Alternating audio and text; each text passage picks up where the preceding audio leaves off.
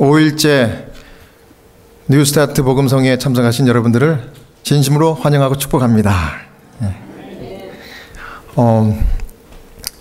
제가 이렇게 찬양도 부르고 또 여러분과 함께 식사도 하고 또 대화도 하면서 이번에 정말 마음속 깊이 느끼는 것은 은혜다. 이 모든 것이 하나님의 은혜다. 이 한마디밖에 드릴 말씀이 없습니다. 저희 작은 우리 찬양교회인데 정말 재림 전도단 13분이 멀리 한국에서부터 또 자원하여 오셔서 이 교회를 돕고 또 이 지역에 있는 많은 우리 시카고 우리 한인 교민들을 정말 무엇이라도 좋은 것을 드리기 위해서 애쓰시는 이런 모습을 볼 때 정말 이분들 모습만 바라봐도 그냥 가슴이 뭉클뭉클합니다. 어떻게 여러분도 그런 느낌을 받으십니까? 네. 이분들이 여기 사시는 분이 아니라니까요. 이분들은 지금 아직 시차 적응도 안 되신 분이에요. 그런데 그 졸음을 이겨가면서 정말 기도하면서 여러분들에게 최선을 다하는 모습을 볼 때 이게 하나님의 사랑이 아니고서는 도저히 일어날 수 없는 일이에요. 여러분, 그래서 이 자리에 여러분들이 함께 그분들과 같이 있다는 것 자체가 얼마나 큰 특권인지 모릅니다. 여러분 그렇습니까? 이럴 때는 아멘을 크게 해야지. 여러분 그렇습니까? 우리 이분들 감사하니까 박수 한 번 더 올립시다. 감사합니다. 그리고 이 모든 박수는 결국은 하나님께 올려드려야 될 것 같아요. 우리 하나님이 계획하신 일이니까 우리 하나님께 영광의 박수 올려드립니다. 감사합니다. 감사합니다. 오늘 저녁에는 침례받고 싶어요. 침례받고 싶어요 라는 제목으로 우리 하나님 말씀 증거하겠습니다. 이 환자분들이 채플린 목사들을 만나서 이 첫 마디에 침례받고 싶어요 이런 말을 꺼내기가 쉽지 않지만 이 침례받고 싶어요 이런 말씀을 꺼낼 때는 이미 그분들이 마음 가운데 결심을 한 겁니다. 저 환자분들이, 특별히 제가 돌보는 환자분들은 임종을 앞둔 분들이고 본인들도 다 아시는 거예요. 근데 그런 분들이 목사님 나 침례받고 싶어요 이렇게 말씀할 때는 이제 자기가 죽기 전에 완전히 지나간 모든 삶을 하나님 안에서 정리하고 싶다는 얘기입니다. 근데 그 말을 들을 때 제 심정을 여러분 상상해 보셨습니까? 목사님 나 죽기 전에 우리 하나님과 모든 잘못된 것 다 깨끗하게 용서받고 깨끗하게 인생을 정리하고 그러고 죽고 싶어요. 그런 말을 들을 때 제 마음 가운데 정말 눈물이 나는 것입니다. 너무나 소중해 보이고 제가 정말 이 그분의 눈을 보면은 그냥 너무나 사랑스럽고 동정심이 가는 거예요. 그래요. 제가 도와드리겠습니다. 하나님께서 함께함을 믿으시고 정말 주님 안에서 새로 태어나셔서 정말 모든 것을 다 정리하시고 우리 하나님 안에 품에 안기시기 바랍니다. 이렇게 하는 겁니다. 제가 오늘 그 얘기를 좀 드리려고 그래요. 여러분 침례하면 생각나는 게 뭐냐면 회개입니다. 회개. 그렇습니까? 침례는 아무 때나 받는 게 아니에요. 침례는 내가 죄를 용서받고 새로운 출발. 이번 일주일간의 이 복음성의 총 제목이 행복한 인생을 위한 복음성의 뭡니까? New Start. New Start가 새 출발이라는 뜻이 아닙니까, 여러분? 그래서 오늘 이 침례가 New Start입니다. 그래서 침례를 우리가 생각하면 회개인데 이 죄 짓고 나서 정말 마음 가운데 죄책감과 정말 잘못을 뉘우쳐서 죄를 용서해달라고 하나님께 기도드리고 그 죄를 용서받은 사람이 성경에 한 분 기록되어 있는데 그 사람이 다윗이라는 사람입니다. 그래서 다윗이 여러 가지 죄를 짓고 그 죄가 너무나 그가 무도한 죄라는 것을 깨달았던 순간에 하나님 앞에 용서를 구하고 그 용서를 받은 이후에 참회하는 마음으로 이 죄에 용서받은 그 자신의 삶을 기록한 것이 시편이라는 책인데, 그 시편 중에도 32편입니다. 그래서 이 시편 32편을 다윗의 참회의 시 이렇게 이야기합니다. 참회라는 말이 무슨 뜻입니까? 죄를 뉘우쳤다는 얘기예요. 모든 잘못된 삶을 다 주님 안에서 청산하고 나서 시를 쓴 겁니다. 네, 여기 보면은 죄를 자복하고 나니까 죄책감이 다 사라지고 큰 기쁨이 이 속에서 솟아나는 것입니다. 그래서 그 기쁨, 죄사함의 기쁨과 감격스러움을 간증한 것이 바로 이 시편 32편이에요. 그래서 자기를 그토록 괴롭혔던 죄가 여러 가지가 있었는데 간음죄가 있었고요. 간음죄 짓고 나서 살인죄가 있었고, 살인죄 짓고 나서 자기가 안 한 것처럼 거짓말한 죄가 있습니다. 근데 이것을 꼭꼭 묻어두고 1년을 견뎠어요. 근데 여러분, 양심이 가만히 있질 않았겠죠. 죄 짓고 나서 양심이 살아있기 때문에 1년 동안 굉장한 죄책감을 가지고 살았던 그 과정을 쭉 간증을 하는 그런 내용들입니다. 그래서 근데 이 다윗은 하나님께서 어떻게 죄를 용서하셨고 자신의 우울증을 이 내적인 이 행복을 주시기 위해서 용서를 베풀어 주셨는지 이런 것들을 기록하는 것입니다. 그래서 여기 보면 마스길이라 하는 그 표제가 나와 있습니다. 이 마스길은 뭐냐면 교훈 이런 뜻입니다. 그러니까 내가 이렇게 살아보니 옳지 않고 이런 삶을 살아야 된다. 당신들도 내 간증을 듣고 이런 삶을 사십시오. 그런 뜻에서 이 시편을 기록한 것입니다. 이 시편 32편에는 정직한 양심을 회복하는 그런 방법, 죄 용서받는 이 방법이 두 가지가 나오는데, 첫 번째는 말씀입니다. 우리 하나님의 말씀을 가까이 하면 내가 몰랐던 죄를 깨닫게 해줘요. 그 다음 두 번째는 기도입니다. 죄를 깨달았으면 당연히 하나님 앞에 나가서 기도드려야 합니다. 하나님, 이 죄를 용서하여 주옵소서. 그러면 하나님께서 다 용서해 주신다는 그런 내용입니다. 자, 첫 번째는 말씀인데요. 이 말씀을 우리가 읽고 깨달을 때 우리의 죄를 알게 되는 것입니다. 시편 32편 1절 2절입니다. 허물의 사함을 얻고 그 죄의 가리움을 받은 자는 복이 있도다. 마음에 간사가 없고 여호와께 정죄를 당치 않는 자는 복이 있도다. 여러분, 신앙이라는 것이 무엇일까요? 신앙은 내가 하나님 앞에 죄인이고 속절없는 피조물일 뿐입니다. 나를 도와주십시오. 이렇게 고백하는 것이 신앙입니다. 다윗은 1절과 2절에 인간이 저지를 수 있는 죄의 종류를 쭉 언급했습니다. 제가 쭉 이렇게 읽었지만 자세히 살펴보면 이 허물이라는 죄가 나옵니다. 이 허물이라는 죄는 이 히브리 말로는 패사. 이건 무슨 죄인가 하면 반역죄, 교만죄 이런 죄입니다. 인간의 의지가 하나님의 뜻을 거역했기 때문에 반역죄입니다. 반역죄.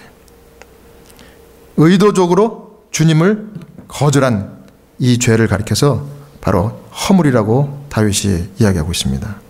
우리 하나님이 창조주이고 내가 피조물이라는 것을 망각한 채 저지르는 모든 죄가 다 여기 속하는 것입니다. 내가 이만큼 배웠고 이만큼 살았기 때문에 내 재산, 내 경험, 내 권력이 있기 때문에 하나님 필요 없어. 이게 이 허물, 교만죄라는 것입니다. 그렇기 때문에 기도하지 않고 무릎 꿇지 않고 하나님 앞에 오만불선 방자하게 살아온 것이 이 허물이라고 언급한 교만죄입니다. 그 다음 두 번째는 그 죄의 가리움을 받는 자는 복이 있다 할 때 이 죄, 하타. 하타라는 히브리어인데 이거는 이탈죄입니다. 이탈. 이 헬라어로 죄가 하마르티아라고 그래요. 이건 뭐냐면 궁수가 활을 쐈는데 관역을 맞추지 못하고 빗나갔다. 이런 뜻입니다. 그래서 하나님과 피조물인 우리가 연결되어 있어야 하는데 하나님을 비껴가는 것입니다. 이게 이 이탈죄입니다. 그래서 우리가 하나님이 우리에게 허락하신 이 여러 가지 우리의 행복과 유익을 위한 말씀들이 있습니다. 십계명이 있고요.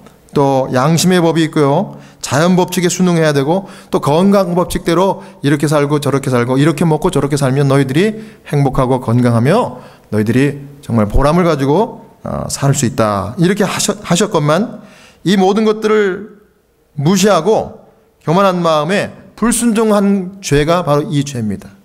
그래서 그 결과 우상 숭배에 빠지고 질병을 가져오게 했고 이런 죄들을 가리킵니다. 그 다음 마지막으로 여호와께 정죄를 당치 않는 자는 복이 있도다. 이 정죄는 아온이라는 말인데 악행죄입니다. 악행죄. 이건 뭐냐면 온갖 죄된 행위들을 통틀어서 말씀하는 것입니다.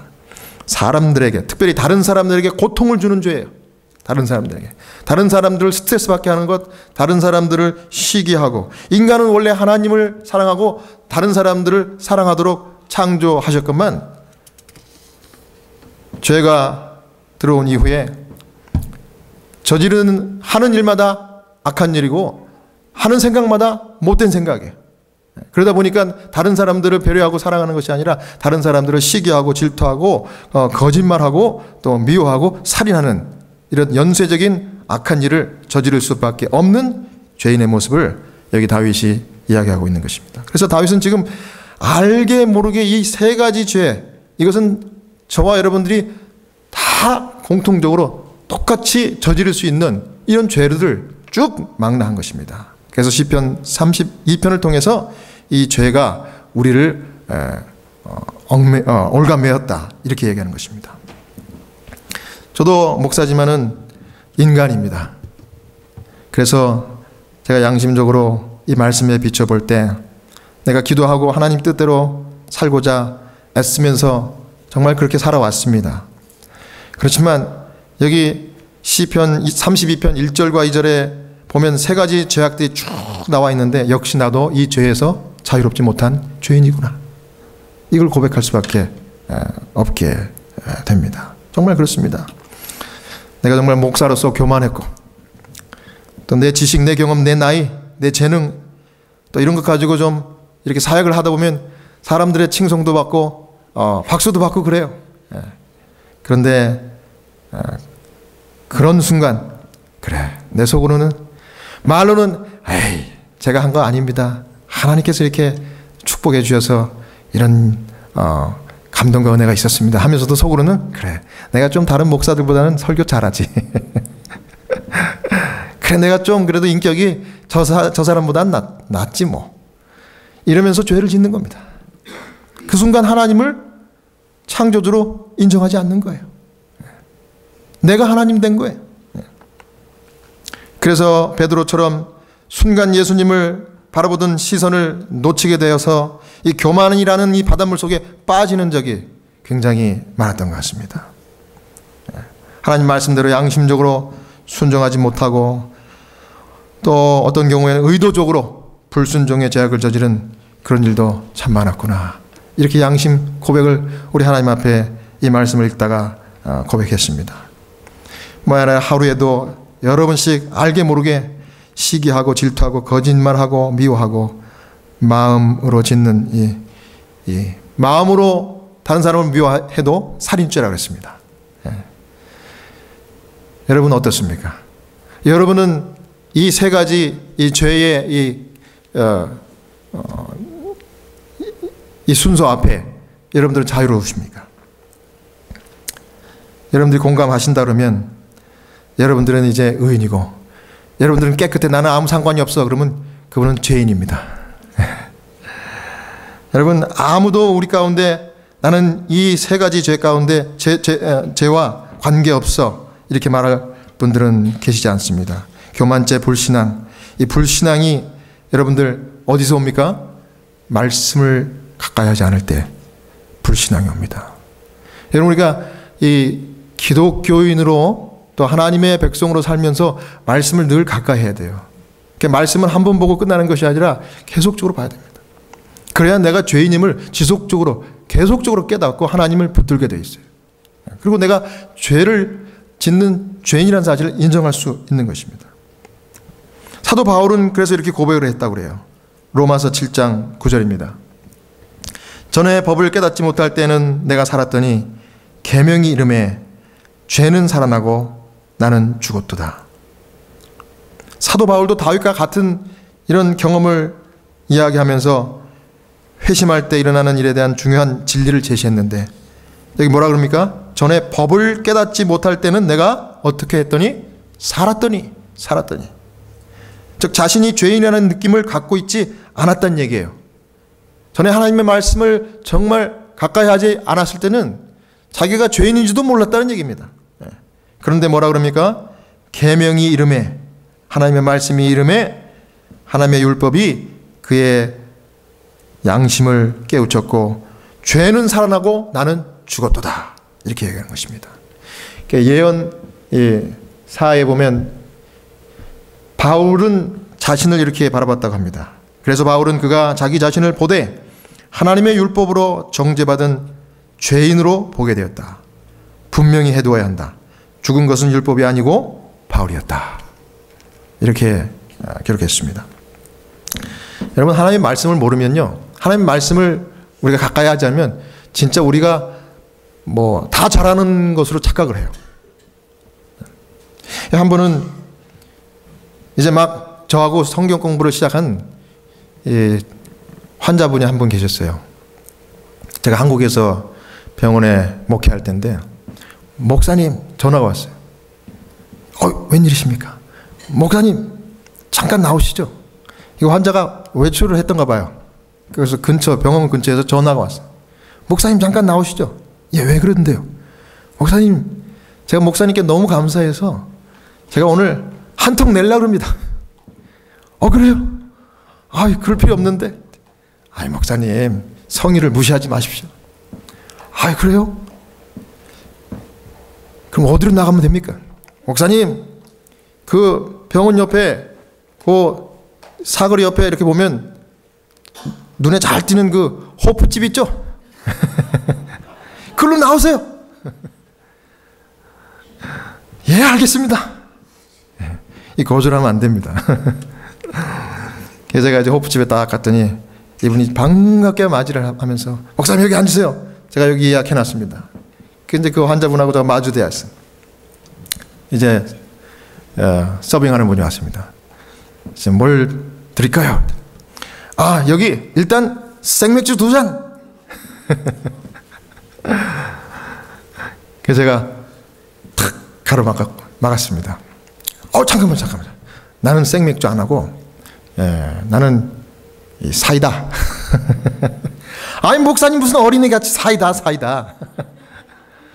나는 오늘 사이다. 목사님 맥주 하셔야죠. 오늘같이 더운 이 무더운 여름날 말이죠. 시원한 생맥주 얼마나 좋습니까? 목사님 도대체 왜 그러세요? 예수님도 포도주 마시지 않았어요? 포도주. 예? 예수님이 최후의 만찬할 때 포도주 마셨잖아요, 제자들하고. 그래서 제가 그랬습니다.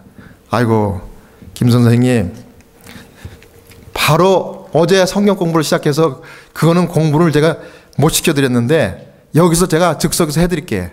그러면 제가 암기하고 있는 모든 것들을 툭툭 해가지고 알려드렸습니다.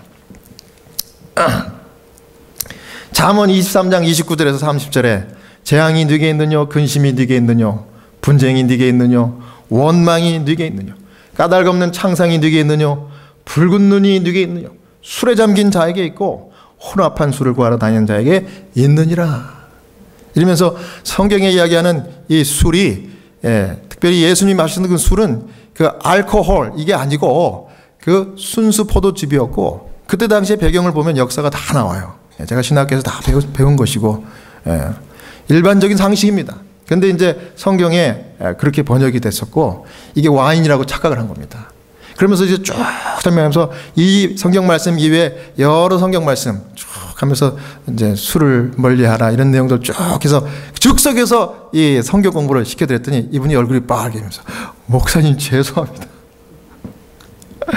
제가 그때 알았습니다. 하나님 말씀을 기초한 신앙을 하지 않으면 뜬구름 신앙하고 상식으로 신앙을 하는 거야. 굉장히 위험한 겁니다. 목사님, 내가 그런 줄도 모르고 맥주는 참 정말 예수님이 마셨던 술이야 이러면서 마셨대요. 그래서 괜찮아요, 괜찮아. 자, 오늘부터 이제 성경 공부를 더 열심히 하십시다. 그래서 성경 공부를 쫙 시켜드렸어요. 근데 제가 그 다음 성경 공부를 뭘 가르쳐 드릴게요? 침례에 대해서 가르쳤습니다. 왜 그랬는지 그건 제가 조금 이따 말씀드릴게요. 자, 바로 이걸 말씀드렸습니다. 마가복음 16장 16절에 믿고 침례를 받는 사람은 구원을 얻을 것이요 믿지 않는 사람은 정죄를 받으리라. 하나님 말씀을 믿고 믿는 자들은 침례받아야 두 가지 조건이 이 구원의 필수라고 했습니다. 하나님의 말씀이 살아있는 생명의 말씀이고 김 선생님을 위한 생명의 말씀인 것을 믿습니까? 했더니 아멘 그래요. 그리고 성경에 술을 멀리하려고 했던 이 하나님의 말씀이 당신과 저의 이 영적인 육적인 행복을 위해서 그렇게 말씀하신 것을 믿냐고 그랬더니 믿는데요. 그럼 믿으면 침례 받으셔. 침례 받으시겠어요? 그랬더니 이분이 박력이 있더라고. 침례 받으시겠어요? 그랬더니 아멘 그래요. 오케이, 그러면 침례가 뭔지 아세요? 그랬더니 몰라요. 그러니까 내가 성경을 가르쳐 드리는 거예요. 자, 보십시오. 마가복음 1장 9절에서 11절에 그때 예수께서 갈릴리 나사렛에서부터 와서 요단강에서 요한에게 침례를 받으시고 곧 물에서 올라오실새 하늘이 갈라짐과 성령이 비둘기같이 자기 위에 내려오심을 보시더니 하늘로서 소리가 나기를 너는 내 사랑하는 아들이라 내가 너를 기뻐하노라 하시니라. 자, 이건 무슨 장면입니까? 예, 침례 받는데 누가 침례를 받으시는 거예요? 예수님이 침례 받으시는 거예요. 이분이 이제 잘 따라오는 거예요. 그래요. 자, 예수님이 침례를 받는데 여기 물에서 침례를 받는데 물에서 올라오셨다 그럽니다. 예? 자, 물에서 올라왔대요. 근데 침례를 받고 나니까 하늘이 갈라져서 성령이 비둘기같이 자기 위에 내려오심을 보더니 하늘에서 하나님 음성이 들려서 이는 내 사랑하는 아들이다. 자, 우리 예수님이 침례를 받으시는 장면에서 요한이 침례를 베풀었는데 하늘의 하나님 아버지도 예수님의 침례를 인정하고 축복한 것이 중요한 거예요. 예수님이 침례 받았어요. 예수님 침례 받으시니까 우리가 침례 받는 거예요. 근데 예수님은 하나님인데도 죄가 없는데도 왜 침례 받았을까요? 글쎄요. 바로 이것 때문에 그렇습니다. 베드로전서 2장 21절 이를 위하여 너희가 부르심을 입었으니 그리스도도 예수님을 그리스도라고 이야기합니다. 너희를 위하여 고난을 받으사 너희에게 본을 끼쳐 그 자취를 따라오게 하려 하셨느니라. 예수님 죄 없었지만 아까 마가복음 16장 16절에 뭐라 그랬어요? 누구든지 믿고 뭘 받으면? 침례를 받으면 구원을 얻는다고 하셨기 때문에 그 중요한 구원의 원리를 예수님이 몸소 실천으로 모본을 보이시고 예수님처럼 모든 죄인들이 다 그와 같이 침례받고 구원받으라고 그렇게 하신 거예요. 그랬더니 하나님이 이는 내 아들이다 그랬어요. 하나님의 아들로 인정받는 게 침례입니다. 그게 그렇게 좋은 거예요? 나 침례 받고 싶어요. 받고 싶어도 좀 더 배워야 돼. 그랬습니다. 맥주 하나 시켜놓고 이렇게 마태복음 28장 19절에 20절 이렇게 침례 받는 겁니다. 그러므로 너희는 가서 모든 족속으로 제자를 삼아 아버지와 아들과 성령 이름으로 침례를 주고 내가 너에게 분부한 모든 것을 가르쳐 지키게 하라. 볼지어다 내가 세상 끝날까지 너희와 항상 함께 있으리라 하시니라.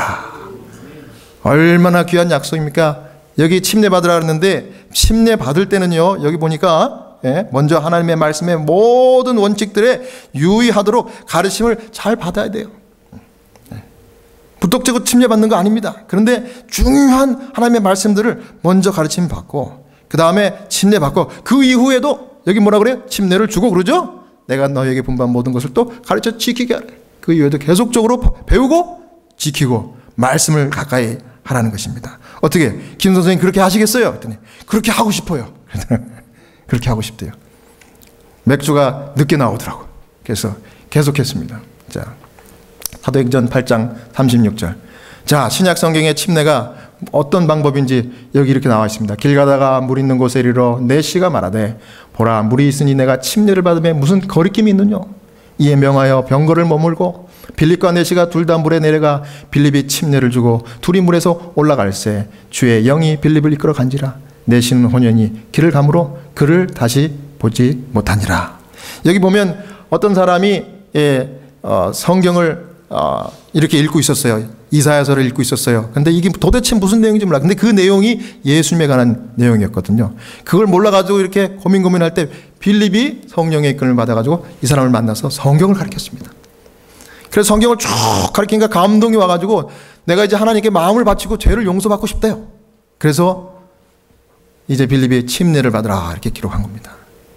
침례를 받으려고 했더니 침례를 받는데 둘 다 물에 어떻게 했다? 내려갔다. 이게 침례에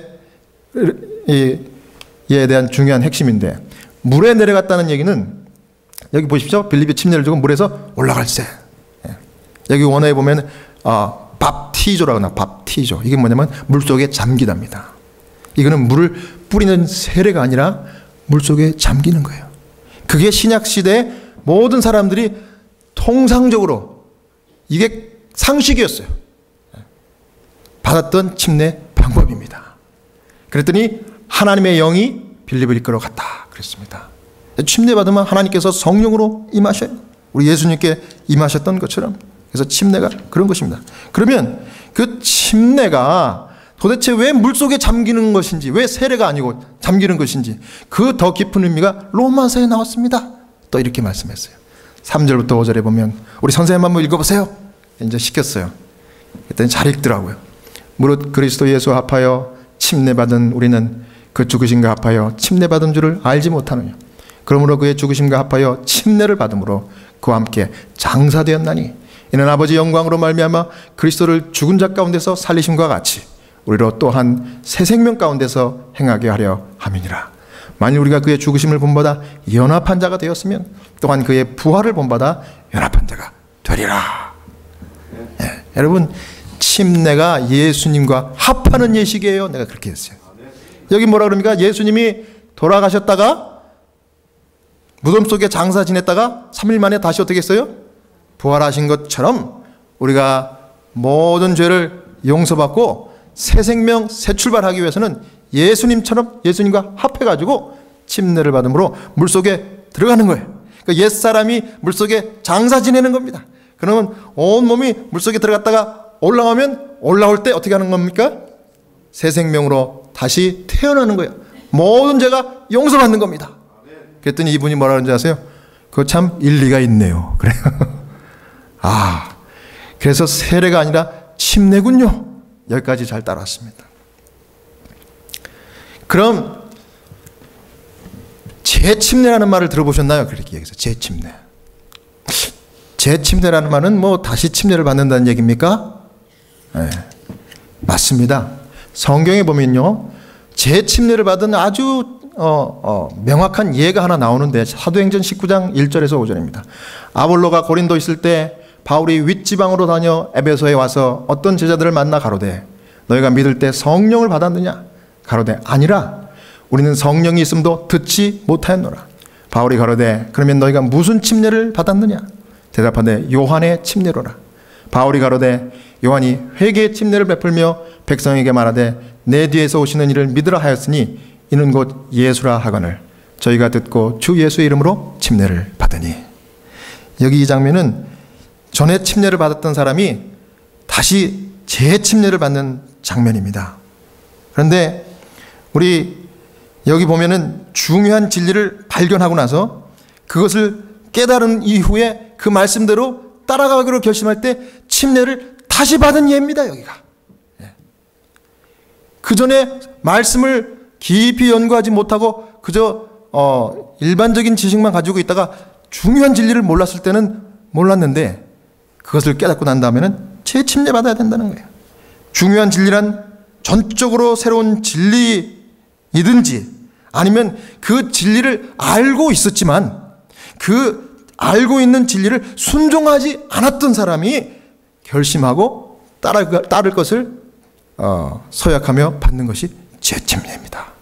이분들이 그렇게 했습니다. 네. 여러분, 여기까지 가르쳤더니 목사님 나 침례 받으려면 어떻게 하면 돼요? 예.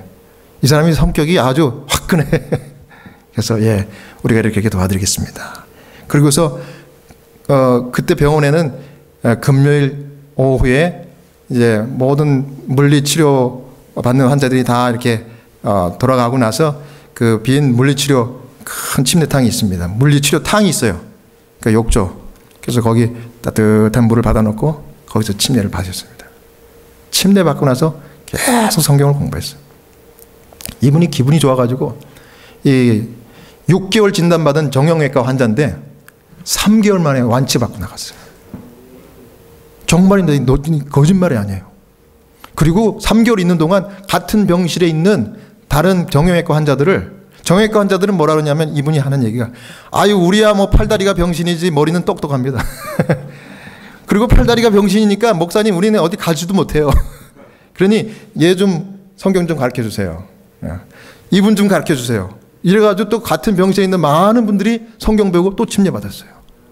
그분들도 더 빨리 퇴원했습니다. 그래서 정형외과 과장님이 저에게 물어봤어요. 목사님, 그 병실에, 같은 병실에 그 6인실이었거든요. 6인실이 제가 진단한 그 진단보다 빨리 퇴원했는데 웬일입니까? 웬일이긴요. 하나님의 은혜죠. 하나님이 그렇게 회복을 주신 거예요. 자, 그런 일이 있었습니다. 여러분, 제가 이거 지우는 얘기가 아니라니까요. 44살 된 그 7살짜리 아들이 하나가 있는 44살 된 젊은 애기 엄마가 우리 병원에 찾아왔었습니다. 금곡 사는 분인데 이분은 일주일에 3번을 이 병원에 내원하셔야 돼요. 왜냐하면 신장 투석을 하시는 분입니다. 여기 미국에는 센터가 다 있지만 우리 한국에는 그때 당시만 해도 그런 곳이 없어서 큰 병원으로 와야 돼요.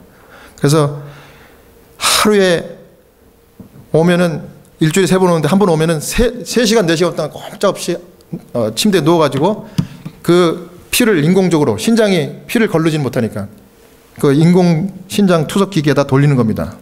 그러면 인공적으로 피를 걸러서 불순물을 빼내는 게 그게 인공 소변이야. 이걸 안 빼내면 몸이 붓습니다. 그래서 그렇게 하면 막 여기 온몸이 쥐가 나고 막 힘들어요. 근데 그분을 만나서 이렇게 저렇게 하다가 정말 올 때마다 결국은 성경을 공부하기 시작했어요. 성경을 쭉 공부하는데 이제 제가 침례를 결심을 시켜드리려고 침례 공부를 딱 했습니다.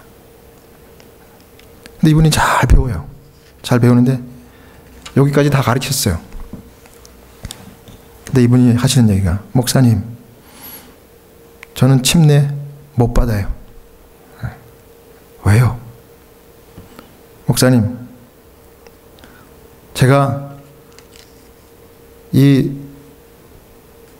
투석을 받고 이렇게 산지 이제 몇 년인데 앞으로 얼마나 더 살지도 모르고 제가 뭐 다시 이것을 뭐 출발을 한다는데 저는 그거 못해요.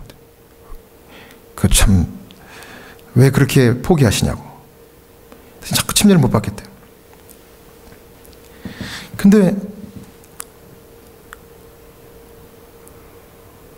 갑자기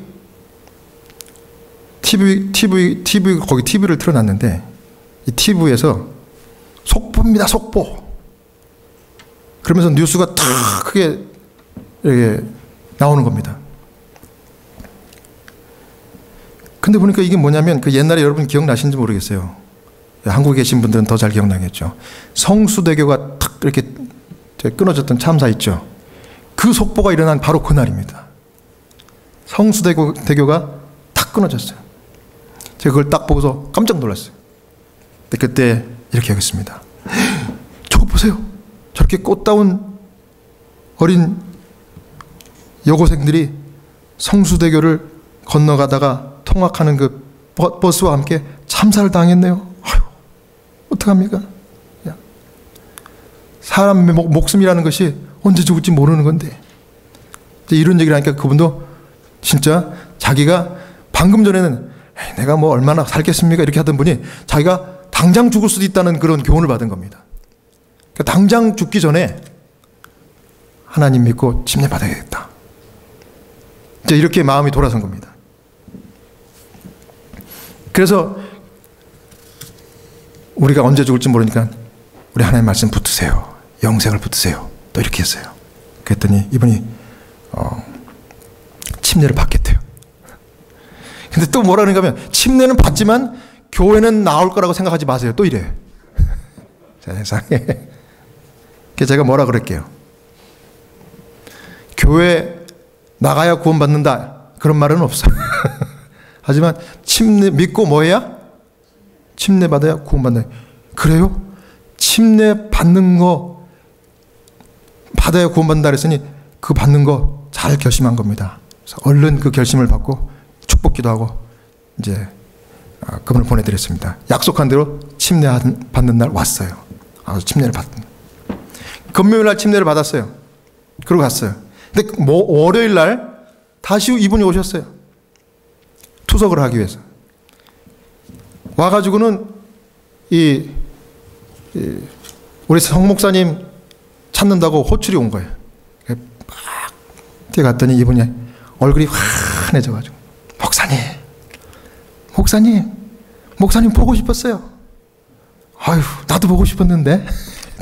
근데 목사님 참 이상해요.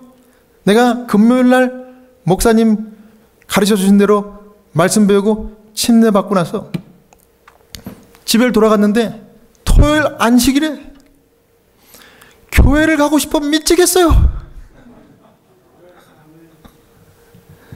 사실은 내가 교회를 침례 받고 교회 나간다는 건 보장 못해요 하고 목사님께 얘기했을 때는 내 이 7살짜리 이 아들 때문에 그런 얘기 한 거예요. 왜냐하면 얘는요 아주 뭐 교회 갔다 하면은 들고 뛸 것 같아요. 그래서 방해가 될 것 같아요. 그래서 그런 건데 내가 침례 받고 그 다음날 집에 가만히 있다 보니까 교회를 가고 싶더라고요. 목사님 나 가까운 교회 좀 소개시켜 주세요. 안식일 날 가게. 제가 그 말을 얼른 바꿔서 거부라고 침례 받으라 그랬지. 예? 침례 받고 교회 나가라는 말 하지 않았어도 침례 받으니까 교회 나가고 싶잖아.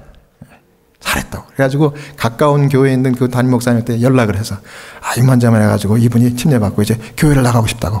근데 그 집이 좀 멀어가지고 버스도 안 다닌다고. 어떻게 좀 도와주시겠습니까? 그랬더니 이 목사님이 아이고 그런 일이라면 제가 언제든지 도와드려야지. 그래가지고 목사님이 승용차를 직접 그 안식일 아침에 일찍 이분이 계신 집에 가서 그분을 직접 픽업하고 아들까지 데리고 와서 그렇게 하기를 1년을 넘게 한 거야. 아들이 한 번도 안 떠들더래요. 한잔하게 예배도 잘 드리고 가니까 뭐 그 또래 아이들이랑 뭐 성경도 가르치고 너무 좋더래요. 그래가지고 이분이 일주일 내내 그거 기다리는 재미로 산답니다. 그러더니 그 이후에는 이제 남편한테 얘기해가지고 자가용을 장만하고 해서 이제 남편과 함께 교회를 나가고 신실한 집사님이 됐다는 얘기예요. 침례 받으니까 순종하게. 여러분 하나님의 말씀은 그 하나님의 명령은 그 안에 축복이 있어요. 우린 몰라요. 이걸 반드시 여러분 좀 믿고 그냥 계산하지 말고 순종할 때 복이 온다는 것을 믿으시기 바랍니다. 그 다음에 또 희한한 경험을 제가 첫날 말씀드렸죠. 목사님 침례 주세요. 55살 된 그 아프리칸 아메리칸 조세핀이라는 그 흑인 여자분이 이 피골이 상접해서 루게릭 병원으로 다 죽게 됐는데 목사님 나 침례 받고 죽게 해주십시오. 침례 줬더니 친구들이 교적이 어디 있냐 물어보니까 하늘에 있지? 제가 그렇게 말씀드렸거든요. 그랬더니 그게 아니라 교적을 네가 손에 받았냐 이거야. 아니 그냥 하늘 교적이랬는데 에이 가짜네 이랬대요. 그래서 제가 다시 성경 공부 더 시켜드려가지고 이제 교적을 받게 해드렸는데 그 공부를 하면서 이 사람이 죽음의 공포 가운데 덜덜덜덜 떨고 있다가 성경의 죽음이라는 것이 우리가 홀령이 떠나가고 그 홀령이 지옥불이나 천당 가는 것이 아니라 예수님 오실 때까지 편안히 아무것도 모르고 자고 있다가 예수님이 자는 자여 일어나거라 하면은 그때 영광스러운 모습으로 변화돼서 주님을 공중에서 맞이하고 하늘 간다는 걸 그걸 배우니까 너무 마음의 위안이 되는 거야. 편안하게 그저 잠자면 되겠네요. 예수님 오실 때까지. 그러고서 진짜 웃으면서 돌아가셨어. 웃으면서. 여러분 제가 임종 환자들을 많이 보지만 이렇게 하나님의 말씀과 진리에 순종하고 그 마음간에 이 평안을 가지면요. 이 죽는 모습이요, 죽은 모습이 진짜 편안해. 예.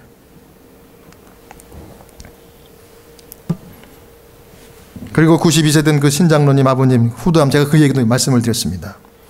그래서 성경을 쭉 가르쳐드렸더니 안식일 진리를 가르쳤더니 안식일을 다 알아요.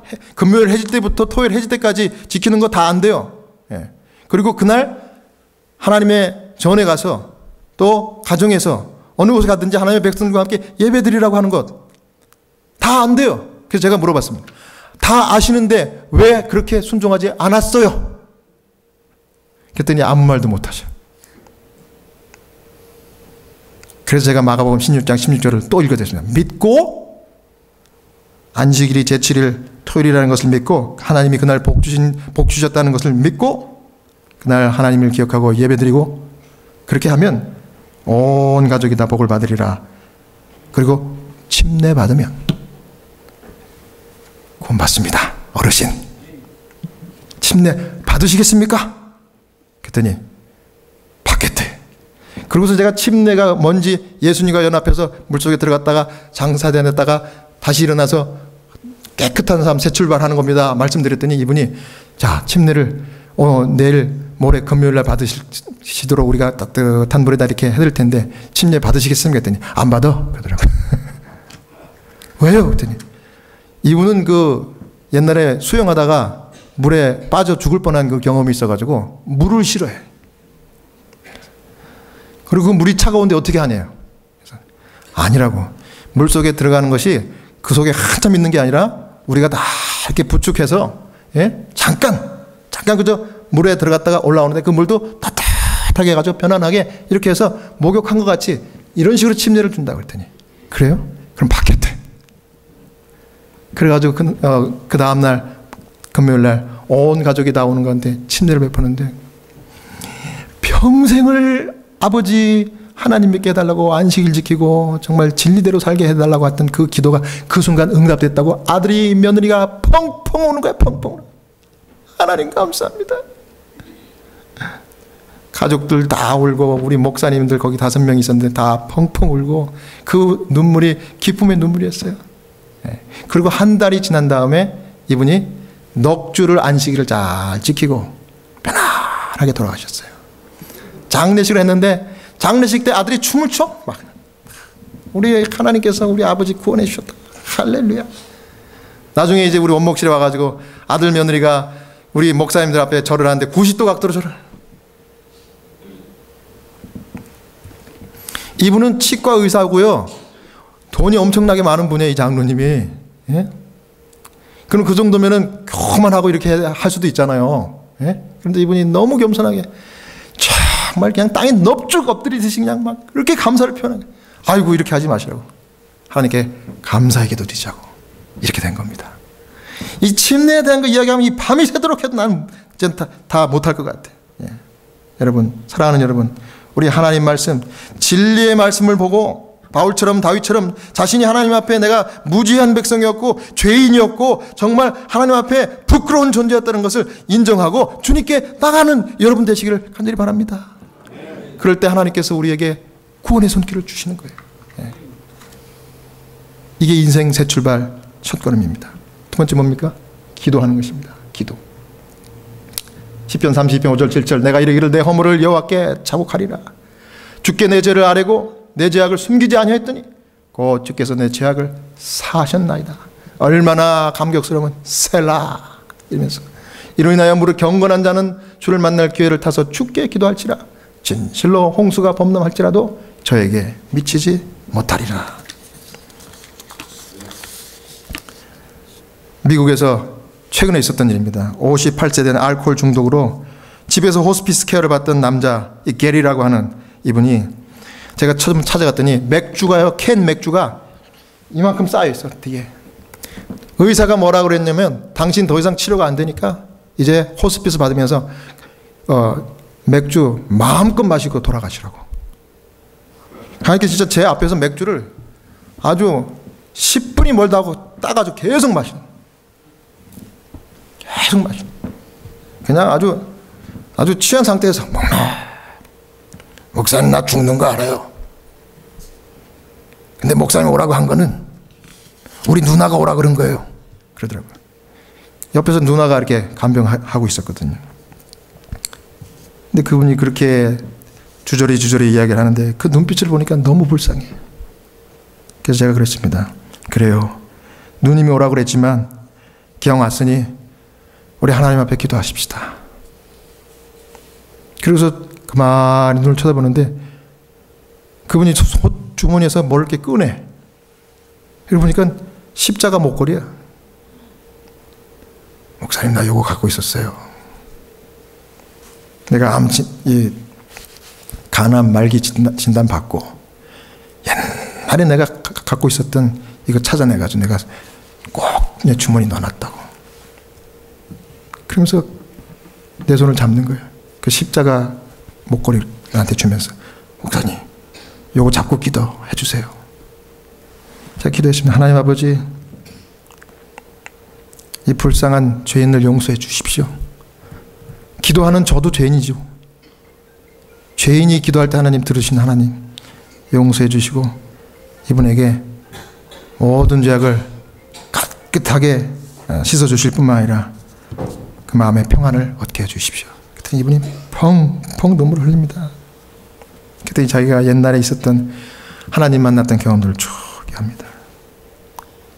그때 이분이 목사님, 이제 나 편안하게 죽을 수 있겠어요. 예. 그거 첫 방문이고 그 다음에는 며칠 있으니까 그분이 의식이 없어졌대요. 누님한테 전화했더니 목사님이 수고스럽게 안 오셔도 될 것 같아요. 그때 우리 동생이 목사님 기도받고 너무 편안한 잠에 들어갔습니다. 이러더라고요. 그렇게 돌아가시더라고요. 그 기도를 진심으로 들었기 때문에 그 기도를 하나님 받으시고 그분을 저는 구원했다고 확신합니다. 예. 여러분, 하나님께서 우리에게 주시는 음성이 있어요. 이 음성 우리가 듣고 순종할 때 우리에게 희망이 있습니다. 여러분, 이 일주일 동안 지금 5일째 오신 분도 계시고 여러분들 이 자리까지 오셨는데 여러분, 이 기회가 흔치 않고요. 저는 정말 이 일이 날마다 제 눈앞에서 벌어지는 게 기적같이 보여요. 정말 이 조그만 교회에서 이거 있을 수도 없고요. 정말 여러분들이 이 자리에 저와 함께 마주대하면서 5일 동안 이렇게 이런 말씀과 또 음식 또 이렇게 건강 이 모든 민간협 이런 것들 하는 게 이게 도대체 있을 수 없는 일이 벌어지는 게 너무 신기한 거예요. 왜 그럴까? 어떻게? 하나님이 여러분 사랑하고 저를 사랑해서 그렇게 한 거예요. 그럼 이 기회에 우리가 뭘 해야 되는가? 우리가 결심해야 돼요. 아무리 좋은 것도요, 그냥 쑥 지나가면 다 시간 지나면서 다 원래대로 돌아가더라고. 그래서 제가 오늘 여러분들과 저와 함께 아무 한 사람도 예외 없이 좀 결심을 좀 하고 하나님께 기도 좀 드리고 싶어요. 그러니까 여러분, 저기 우리 집사님들 좀 결심서 한번. 이게 신앙 결심서입니다. 예. 제가 이거를 해보니까 정말 감사해요. 예. 그리고 여러분들 그 볼펜을 좀 다 이렇게 좀 나눠주세요. 예. 우리 집사님들 볼펜 좀 나눠주시고, 나눠주시는 집사님들도 다 하세요. 예. 어떤 분들은 아예 나는 뭐 아무 문제 없어, 해당사항 없어. 그게 교만입니다, 여보. 예. 우리가 다 하나님 앞에 죄인임을 인정하고 우리 다 같이 기록하겠습니다. 요거 기록하고 우리 하나님께 이 모든 것들을 드립니다 하면서 바치는 기도의 시간을 갖도록 하겠습니다. 예.